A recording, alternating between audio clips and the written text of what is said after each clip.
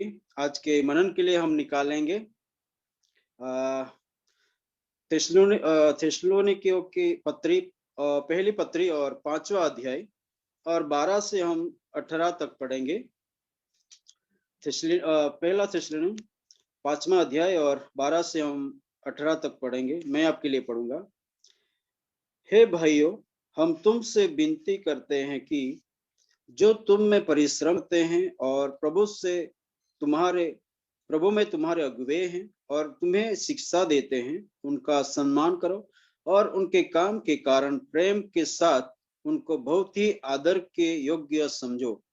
आपस में मेल मिलाप से रहो।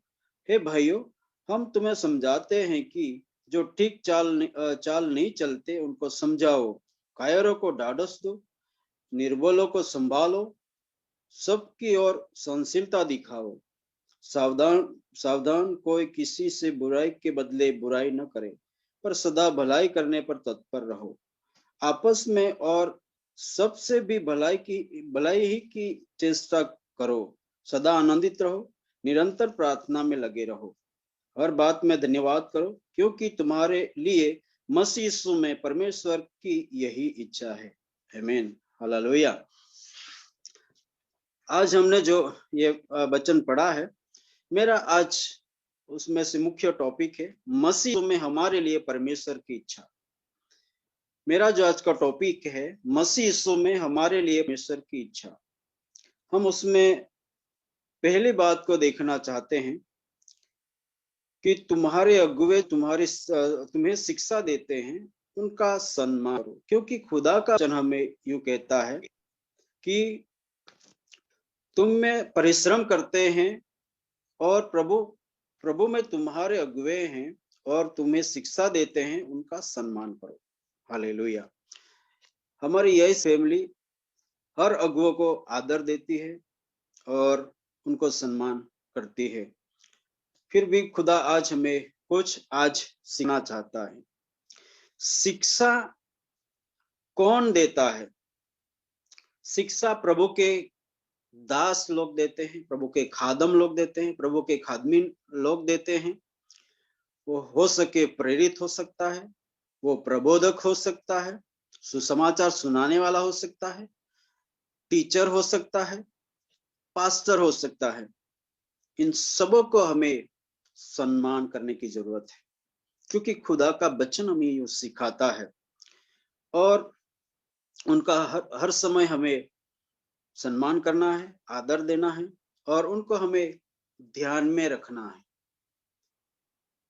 उनको कुछ जरूरत है तो हमें पूरी भी करना है, क्योंकि खुदा हमें यूं सिखाता है। एक एक करके हम आज 12 बातों को सीखेंगे, लेकिन ज्यादा डिटेल्स में हम नहीं जाएंगे। थोड़ा थोड़ा करके हम 12 बातों को सीखें। दूसरी बात जो है उसमें के कारण प्रेम के साथ को बहुत ही आगे योग्य समझो। ये खुदा का वचन कहता है, परमेश्वर की यही मर्जी है कि हम ऐसा करें। मसीह यीशु में हमारे लिए परमेश्वर की इच्छा है कि हम खादमीनों को आदर दें, उनको सम्मान करें, उनका हम इज्जत करें और उनको हम ख्याल में रखें, ध्यान में रखें। दूसरी बात की उनके काम के कारण प्रेम के साथ उनको बहुत आदर के योग्य समझो। उनके काम क्या है? उनके काम, वो जो सेवा करते हैं हमारे लिए, वो सेवकाई देते हैं हमारे लिए, हमारे प्रति आत्मिक मेहनत करते हैं, आत्मिक परिश्रम करते हैं। उनके कारण मसीह यीशु में खुदा की यही इच्छा है कि हम उनका सम्मान करें, आदर करें और वो जो हमारे लिए समय दे हैं, बहुमूल्य समय देते हैं, इसलिए हमें उनको आदर देना है, इसलिए हमें उन्हें आदर के योग्य समझना है। क्योंकि कौन सी भी परिस्थिति हो, कैसी भी परिस्थिति हो, लेकिन वो हमारे लिए समय निकालते हैं, हमारे लिए समय निकालकर वो हमारे साथ होते हैं। इसलिए हमें उन्हें मसीह में आदर देना है। यही हमारी परमेश्वर की इच्छा है। और लेकिन उनको ना तो परमेश्वर से ज्यादा आदर देना है। परमेश्वर परमेश्वर है, खुदा खुदा है जो सर्वशक्तिमान है, उसी को सारा आदर और सम्मान और इज्जत हमें देना है। क्योंकि ये खादम और खादमीन जो है खुदा के दास और दासियां हैं, लेकिन खुदा हमारे सबसे ऊपर है, इसलिए सारा आदर और मान सम्मान इज्जत हमें उनको देना है। लेकिन खादम और खादमीन जो है हमारे बीच में सेवकाई करते हैं, तो उन उनके प्रति जो भी खुदा का वचन कहता है उसी तरह हमें उनके हिसाब से हमें आदर देना है, क्योंकि वो इंसान है, ताकि किसी के अंदर घमंड ना आ जाए, ताकि किसी के अंदर गर्व ना आ जाए। इसलिए हमें उनको उनके हिसाब से आदर देना है, इज्जत करना है, क्योंकि वो एक इंसान है। वो भी हमें समझने की जरूरत है। लेकिन बहुत बार ऐसा होता है कि खादमों को ऐसा ऐसा सम्मान लोग देने लगते हैं, ऐसा इज्जत देने लगते हैं कि यीशु मसीह को लोग भूल जाते हैं और उसी को ज्यादा आदर देते हैं, उसी को ज्यादा ऊंचा करते हैं और उनके फोटो उनके घर में लगाते हैं, उनके नाम से तेल बिकता है, उनके नाम से उनकी फोटो वाली डायरी बिकती है। ये सारी बातें हमें नहीं करना है, केवल और केवल हमारे यीशु मसीह को आदर देना है, इसी को सारा जलाल देना है। लेकिन पास्टरों को, खादमों को उनके हिसाब से उनको हमें इज्जत करना है, आदर देना है, लेकिन उनको हमें परमेश्वर से ज्यादा ऊंचा नहीं करना है, क्योंकि वो एक इंसान है, वो खुदा का दास है, खुदा का नौकर है, इसलिए हमें उसी की तरह उसको देखना है। लेकिन वो हमारा नौकर नहीं है, हमारा दास नहीं है, वो खुदा का दास है, खुदा का चुना हुआ दास है, खुदा का चुना हुआ खादम है, इसलिए वो खुदा के लिए दास है। और तीसरी बात कि आपस में मेल रखो, हमें आपस में मेल रखना है, हमारे बीच में मेल बहुत ही जरूरी है, क्योंकि परमेश्वर हमारा मेल मिलाप करने वाला परमेश्वर है। क्योंकि हम देख सकते हैं सालों पहले परमेश्वर से जो आदम हवा का रिश्ता था वो टूट गया, उसके बाद इंसान खुदा से बहुत दूर चला गया। लेकिन यीशु मसीह ने 2021 पहले इस दुनिया में आकर हमारे लिए स्वर्ग से पृथ्वी पर आए और क्रूस पर अपना बलिदान दिया, ताकि इंसान और परमेश्वर का फिर से एक बार मेल मिलाप हो जाए। इसलिए स्वर्ग से हम पृथ्वी पर यीशु मसीह को पर यीशु मसीह आता है। ये क्रूस इस प्रकार, अधिक्रोश इस प्रकार हम देखे, ऊपर से धरती पर आया और इस तरफ इंसान और इस तरफ परमेश्वर, वो क्रूस जो हमें मेल मिलाप कर देता है। इसलिए मेरे प्रियो, हमें मेल मिलाप रखना है, एक मन होना है, एक चित होना है। भजन संहिता 133 में लिखा है, क्या भली बात है कि भाई आपस में मिले रहे, मिलजुल कर रहे। इसलिए हमें आपस में मेल मिलाप रखना है। और हमें कुरिन्थियों की पत्री में लिखा है कि हमें मेल मिलाप की सेवकाई दी हुई है, वो हमें सेवकाई करना है। जो लोग खुदा से दूर है उनको हमें खुदा के पास लाना है, उनको खुदा के साथ मिलवाना है और एक दूसरे के साथ शांति बनाए रखने की जरूरत है, भाईचारा बनाए रखने की जरूरत है। इसलिए खुदा चाहता है कि मसीह यीशु में परमेश्वर की मर्जी पूरी हो, परमेश्वर की इच्छा पूरी हो। इसलिए हमें आपस में मेल मिलाप रखने की जरूरत है। चौथी बात, जो ठीक चाल नहीं चलते उनको समझाओ। जो लोग अपने इंसान के समान नहीं जीता है, उसको एक इंसान के समान जीने के लिए उनको हमें समझाना है कि हम कौन है और हमें कैसे जीना चाहिए, उसके बारे में उसको समझाने की जरूरत है। हमारी गवाही उनको देना है, परमेश्वर के वचन से उनके साथ बातचीत करना है, ताकि उनकी जिंदगी बदल जाए, उनका जीवन बच जाए और वो एक अच्छा जिंदगी बिताने वाला बने। इसलिए हमें उन्हें समझाने की जरूरत है। और जब वो एक इंसान समझ जाएगा, एक एक जिंदगी बदल जाएगी, एक रूह बच जाएगा, तो स्वर्ग में बहुत बड़ा आनंद हो जाएगा।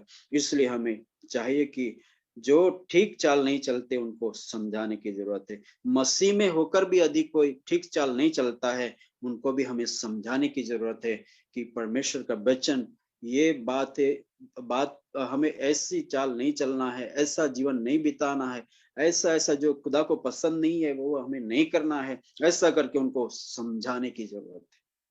आगे 5वीं बात है कि कायरों को ढाढ़स दो। जो डरपोक है, जो कायर है, उनको हमें हियाव देने की जरूरत है।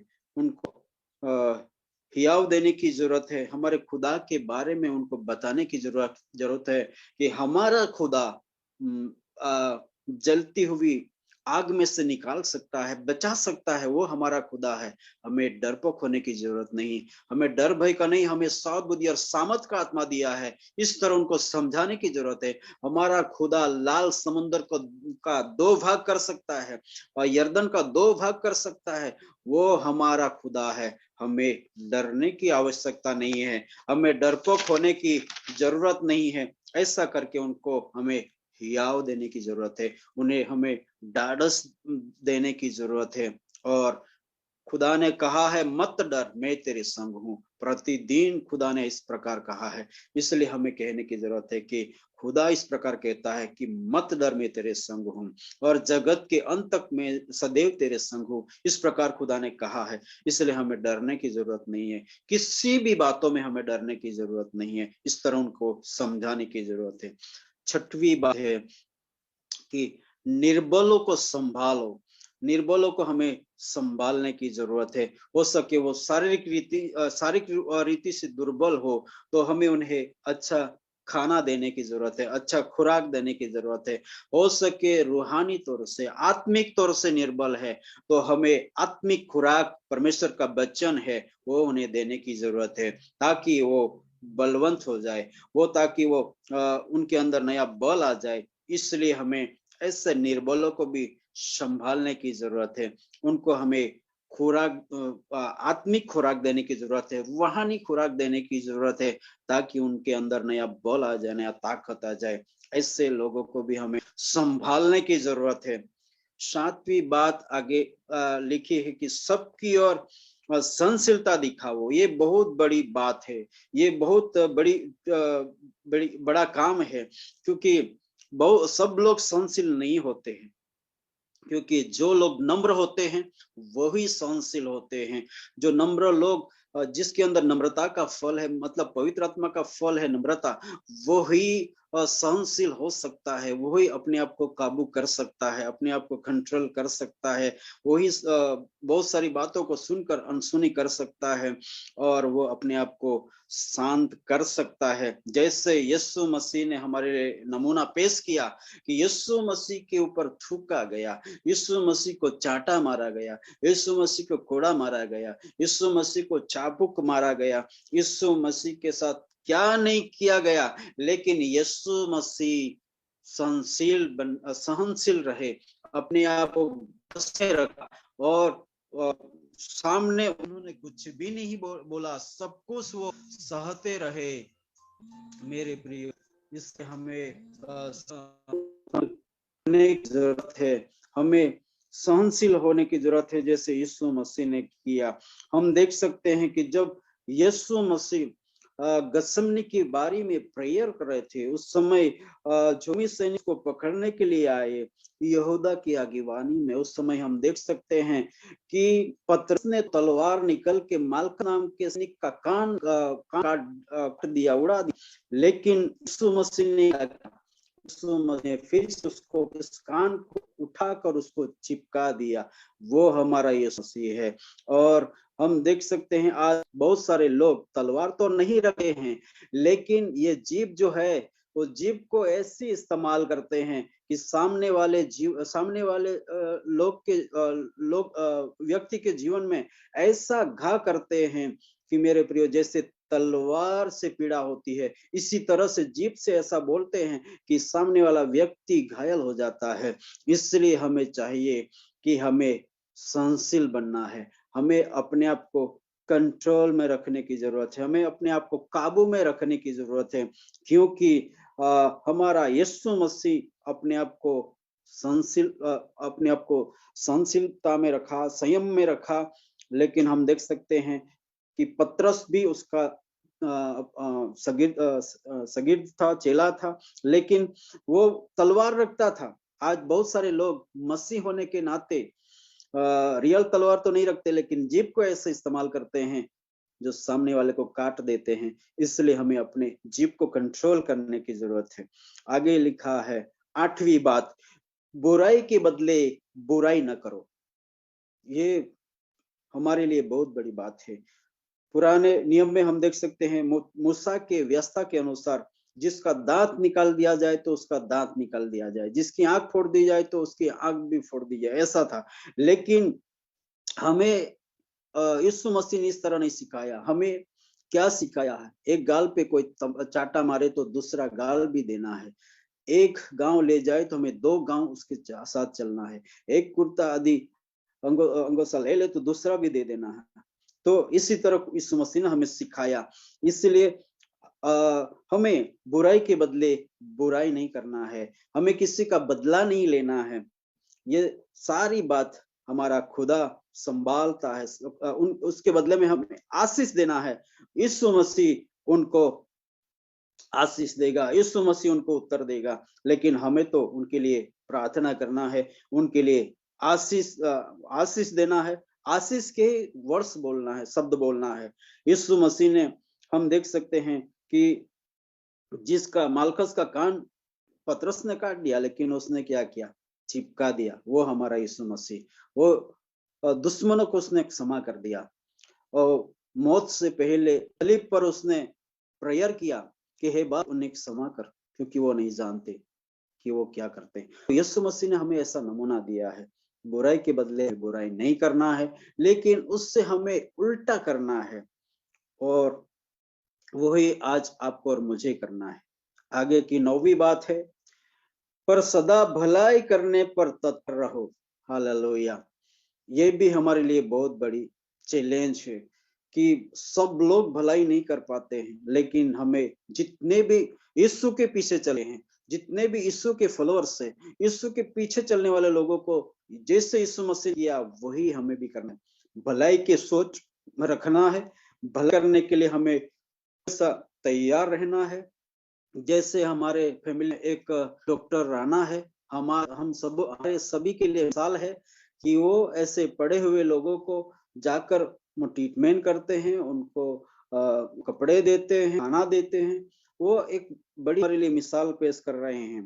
तो हम आप मुझे भी ऐसे भलाई काम करना है, ताकि जैसे लिखा है सदा भलाई करने पर तत्पर रहो। हमें हमेशा तैयार रहने की जरूरत है। हमें कैसी भी परिस्थितियों में तैयार रहने की जरूरत है कि हम किसी का भला करें, किसी को हम मदद करें, किसी के ऊपर हम करुणा दिखाए। इसलिए हमें जो हमारे अगुवा जो यीशु मसीह जिसने कोड़ियों के पास गए, कोड़ियों को छू चंगा किया, जिनको खाने की जरूरत थी वो खाना दिया, जिनको चंगाई की जरूरत थी उनको चंगाई दिया, जिनको छुटकारे की जरूरत थी उनको छुटकारा दिया, जिसको जिंदगी चाहिए उसको जिंदगी दिया। वो यीशु मसीह ने हरदम भलाई और भलाई के काम किए। वो ही आपको मुझे करने की जरूरत है, वही काम आपको और मुझे भी करने की जरूरत है। वो यीशु मसीह में खुदा की यही मर्जी है कि आप और मैं भी वही करे, क्योंकि परमेश्वर की ये इच्छा है, परमेश्वर की ये मर्जी है जो हम भी वही करें, हम भी भलाई के काम करें और दूसरे के लिए एक मिसाल करें। 10वीं बात है, सदा आनंदित रहो, सदा आनंदित रहो। ये भी हमारे लिए बहुत बड़ा काम है, मुश्किल काम है कि हर समय हम आनंदित रहे, हर समय हम आनंदित रहे। वो बहुत ही मुश्किल काम है, क्योंकि हम इंसान हैं, हमारे जीवन में अच्छे भी आते हैं, बुरे दिन आते हैं, अच्छे प्रोग्राम भी आते हैं, बुरे प्रोग्राम भी आते हैं। बहुत सारे बातों में से हमें पार निकलना पड़ता है, लेकिन खुदा का वचन यूं कहता है सदा आनंदित रहो। जैसे फिलिपियों की पत्री में लिखा है 4:4 में पौलुस कहता है प्रभु में सदा आनंदित रहो। मैं फिर से कहता हूँ आनंदित रहो। मेरे प्रियो, हमें आनंदित रहने की जरूरत है और हमेशा हमारे चेहरे से आनंद प्रकट होना चाहिए। जैसे हमारी सिस्टर हमेशा मुस्कुराते हुए कुछ भी बोलती है, दुआ करती है, जो भी करती है, उसके चेहरे पे हम मुस्कान को देखते हैं। हम मसीह होने के नाते खुदा की यही मर्जी है कि हम हमेशा आनंदित रहे, आनंद करें, क्योंकि हमारे जीवन में मुश्किलात भी आती है और बहुत सारी बातें आती है, लेकिन हम कोशिश करें कि हम आनंदित रहे, आनंद करें। और ये कैसे हो सकता है?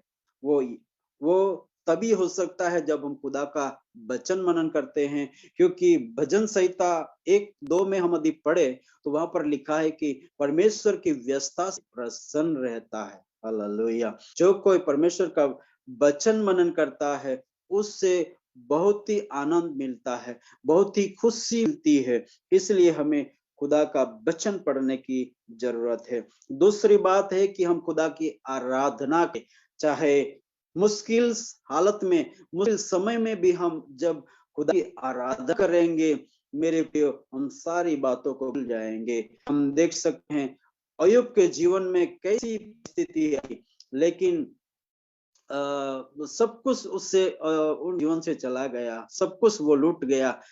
आखिर में उसकी पत्नी भी चली गई, उसको छोड़कर ले गई। लेकिन ऐसी कंडीशन में यदि अपनी पत्नी होती है जो हियाव देने वाली होती है, साथ खड़ी रहने वाली होती है, वो भी चली जाए तो इंसान क्या कर सकता है? लेकिन अय्यूब क्या करता है? अय्यूब कहता है कि मैं अब बिना शरीर से मैं खुदा देखूंगा।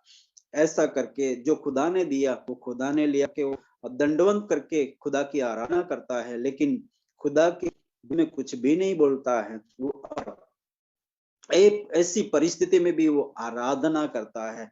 वो कौन ऐसा इंसान है जो जीवन में सब कुछ लूट जाए फिर भी खुदा की आराधना करे? मेरे प्रियो, हमारे लिए अय्यूब मिसाल पेश की है। हमें भी हर परिस्थिति में आनंदित रहने की जरूरत है, खुदा को महिमा देने की जरूरत है। जब हम हर परिस्थिति में खुदा की आराधना करते हैं तो हम आनंद उठा सकते हैं, आनंदित रह सकते हैं। और सेवा करने से हम खुश रह सकते हैं, सेवा करने से हम आनंदित रह सकते हैं। जब हम सेवा करते हैं, जितने भी लोगों को आप देखेंगे सेवा करते हैं, और उनके जीवन में से सारे अनुभव उनके जीवन में होते हैं, सारी परिस्थितियों में से वो निकलते होते हैं, और उनको कैसी भी परिस्थिति क्यों ना हो, लेकिन वो आनंदित रहते हैं, वो खुश रहते हैं। इसलिए सेवा करने से हम खुश रह सकते हैं, और दूसरों के जीवन में खुशी लाने से हमें बहुत खुशी मिलती है।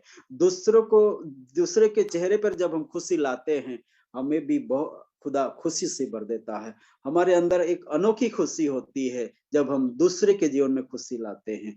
तो मेरे प्रियो, हमें हमेशा आनंदित रहने के लिए दूसरे के बारे में सोचने की जरूरत है। दूसरे के लिए खुशी की चाहत हमें रहने की जरूरत है।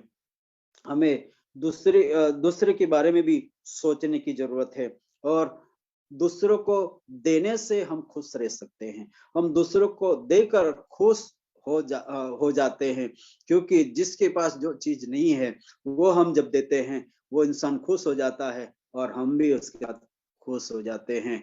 ये आनंदित रहने का एक अद्भुत तरीका है जो खुदा ने हमें दिया है। हमें दूसरों को देना है, देकर हम खुश रह सकते हैं। ये आपको और मुझे करने की जरूरत है। मसीह यीशु में हमारे खुदा की मर्जी यही है, यही इच्छा है कि हम ये ऐसा करें ताकि हम खुश रह सकते हैं। 11वीं बात है कि निरंतर प्रार्थना में लगे रहो। लूका की इंजील 18:1 में भी यही लिखा है कि नित्य प्रार्थना करो। हमें निरंतर प्रार्थना में लगे रहने की जरूरत है। मेरे प्रियो, जब हम प्रार्थना करते हैं तो हम खुदा से बातचीत करते हैं। जब हम प्रार्थना करते हैं तो हम खुदा के साथ नजदीकी से बातचीत करते हैं, और खुदा की हम सुनते हैं। जब हम खुदा प्रार्थना करते हैं तो हम खुदा की सुनते भी हैं, और जब हम प्रार्थना करते हैं तो खुदा से मांगते हैं। हर समय हम किसी न किसी बातों, किसी न किसी चीजों के लिए मांगते हैं। जैसे मत्ती रचित सुसमाचार 7वां अध्याय और 7वां वचन में लिखा है, मांगो तो तुम्हें दिया जाएगा, ढूंढोगे तो तुम पाओगे, खटखटाओ तो तुम्हारे लिए खुला जाएगा। इसलिए मेरे प्रियो, ये वचन से हम हर बार मांगते हैं, खुदा से मांगते हैं। और जब हम दुआ करते हैं तो दूसरों के लिए विनंती करते हैं, दूसरों के लिए हम रिक्वेस्ट करते हैं। मेरे प्रियो, हम प्रार्थना करते हैं तो खुदा के पास जाते हैं, खुदा के और नजदीक जाते हैं। हाँ, हम नजदीक हो सकते हैं, लेकिन जितनी जितनी हम ज्यादा प्रार्थना करते हैं उतना ही हम नजदीक जाते हैं। जैसे दानियल खुदा के नजदीक में रहता था, जैसे दाऊद भक्त खुदा के पास में रहता था, इसी तरह जितने लोग ज्यादा प्रार्थना करते हैं वो खुदा के पास रहते हैं। और इसलिए खुदा दिल की बातों को प्रकट करता है, खुदा दिल की बातों को प्रकट करता है। जैसे दानियल को खुदा ने दिल की बातों को प्रकट कर दिया। जैसे यूहन्ना जो यीशु मसीह के एकदम नजदीक रहता था, यीशु मसीह ने यूहन्ना को गहरी बातों को प्रकट किया। जैसे हम देख सकते हैं प्रकाशित वाक्य, रेवलेशन, जो पतमुस के टापू पर उसको छोड़ दिया था काला पानी की सजा देने के लिए, लेकिन खुदा ने क्या किया, उसको आने वाली बातों को प्रकट कर दिया। पूरा प्रकाशित वाक्य लिखने के लिए उसको मौका मिला, अवसर मिला, और बहुत सारे दर्शन को देखा। मेरे प्रिय, जब जो कोई खुदा के पास रहता है, उसके दिल के करीब रहता है, खुदा उसको अद्भुत बातों को प्रकट करता है। इसलिए हमें प्रार्थना में ज्यादा समय बिताने की जरूरत है। हमें हमेशा निरंतर प्रार्थना करने की जरूरत है।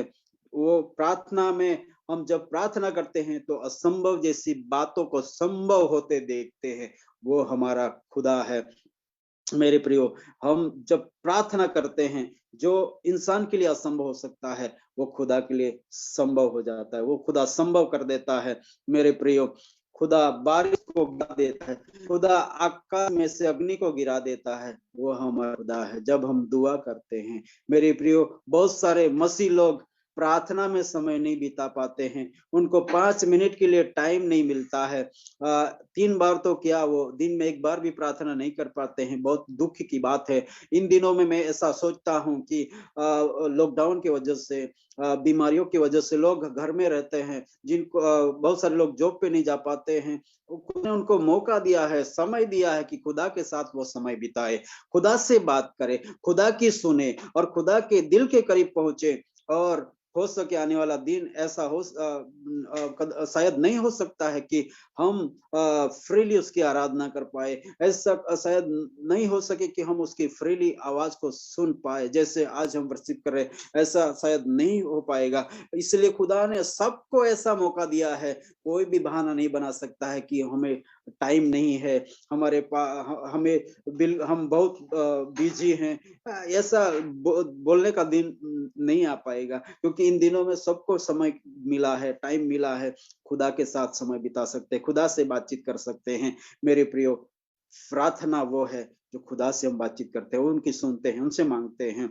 मेरे प्रियो, और लास्ट में 12वीं बात है, हर बातों में धन्यवाद करो। हालेलुया। ये बहुत बड़ी बात है कि हर बातों में हमें खुदा का धन्यवाद करना है, खुदा की आराधना करना है। चाहे अयुब के समान विपरीत परिस्थिति में भी हमें खुदा की आराधना करना है। अच्छा, हमारे जीवन में अच्छी बात हो तो हम धन्यवाद तो करते हैं, और बर्थडे आएगी तो हम उसको धन्यवाद देते हैं और हम खुशी मनाते हैं। कोई मैरिज आया तो हम उसमें खुशी मनाते हैं, और कोई अच्छा प्रोग्राम आया तो हम खुदा का धन्यवाद करते हैं। लेकिन हमें एक एक पल के लिए खुदा का धन्यवाद करने की जरूरत है। बहुत लोग सिर्फ सुबह उठकर खुदा धन्यवाद, आपने नया दिन दिया, ऐसा बोल देते हैं, लेकिन हमें सफर करते समय भी खुदा का धन्यवाद देना है, क्योंकि सफर में भी खुदा हमें प्रोटेक्शन देता है, हमें संभालता है, और हर चीजें मुहैया करता है। हर बातों में हमें एक एक क्षण के लिए खुदा को हमें धन्यवाद देने की जरूरत है, एक एक मिनट के लिए परमेश्वर का धन्यवाद करने की जरूरत है, एक एक घंटे के लिए खुदा का हमें धन्यवाद करने की जरूरत है, क्योंकि खुदा ही है जो हमें ये मौका दे सकता है। खुदा ही है जो हमें एक नया दिन दे सकता है। खुदा ही है जो हमें लंबी उम्र दे सकता है। क्योंकि मेरे प्रियो, मेरे पास एक ऐसा वीडियो आया था जिसमें एक जाना माना हमारे इंडिया का हीरो जो उसने वो कहता है कि मैंने किसी से इसी बात को सुना कि यमराज उसको लेने के लिए आया, तो उसने कहा कि मैं आपको बहुत सारे पैसे दे देता हूँ, लेकिन मुझे एक दिन का वक्त दे दीजिए। वो बोलता है कि फालतू टाइम वेस्ट मत करो, जल्दी चलो। तो वो बोलता है कि सारी सा, सा, सा, मेरा सारा धन दौलत आपको दे देता हूँ, लेकिन मुझे 1 घंटा दे दीजिए। बोलता है कि नहीं नहीं, ऐसा मत करो। और वो बोलता है कि मुझे थोड़ा कुछ लिखने दो, फिर मुझे लेके चलो। मेरे प्रिय, एक इंसान बहुत सारा पैसा देकर जिंदगी नहीं खरीद सकता है, 1 घंटा नहीं खरीद सकता है, क्योंकि खुदा की मर्जी के आगे किसी का नहीं चलता है। इसलिए हमें हर बातों में खुदा को धन्यवाद देने की जरूरत है। और मसीह यीशु में खुदा की यही इच्छा है कि हम हर बातों में धन्यवाद करें, क्योंकि प्रभु के लोगों के लिए, मसीह लोगों के लिए सारी बातों मिलाकर भलाई को उत्पन्न करती है मेरे प्रिय। इसलिए हमें हर बातों में खुदा का धन्यवाद करने की जरूरत है। हमने तो थोड़ा थोड़ा करके 12 बातों को देखा कि मसीह यीशु में हमारे लिए परमेश्वर की क्या इच्छा है। इन वचनों के द्वारा खुदा हम सबों को बड़ी बरकत दे। आमीन आमीन आमीन आमीन। पास्टर जी, खुदावंद आपको भी बहुत बरकत दे, क्योंकि हमने बेहद बरकत पाई है। आवाज नहीं आ रही इस तरफ की। क्या मेरी आवाज आ रही? नहीं आ रही? नहीं, आवाज नहीं आ रही है आपकी। आ रही है। ओके ओके ओके पास्टर जी, सॉरी, मेरे ख्याल में वो फिर सिस्टम में कुछ हुआ होगा, शायद को वाईफाई वीक हो गया होगा। चलिए मैं ये हेडफोन उतारती हूँ। आवाज नहीं आ रही। आवाज जी पास्टर जी, अभी आपको आवाज आ रही है? आ रही है आवाज ना, हम लोग का पास्टर जी में आ रहे हैं। ओके सिस्टर, आवाज नहीं आ रही।